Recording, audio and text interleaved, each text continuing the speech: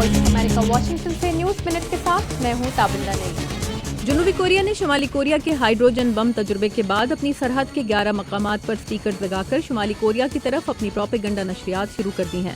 امریکی وزیر خارجہ نے چین سے مطالبہ کیا ہے کہ وہ اپنے حلیف شمالی کوریا کے ساتھ تعلقات محدود کر لے۔ سعودی عرب میں شیعہ عالم شیخ النمر کی سزائے موت پر عمل درآمد کے خلاف تہران میں زبردست مظاہرہ ہوا ہے، جس میں ہزاروں افراد نے شرکت کی ہے۔ بیلجیم میں پولیس حکام نے کہا ہے کہ 13 نومبر کے پیرس حملوں کے مفرور مشتبہ دہشت گرد صالح عبدالسلام کے فنگر پرنٹس برسلز کے ایک اپارٹمنٹ سے ملے ہیں۔ اپارٹمنٹ میں خود کش حملوں میں استعمال ہو سکنے والی 3 بیلٹس اور آتشی مواد کے نشان بھی ملے ہیں۔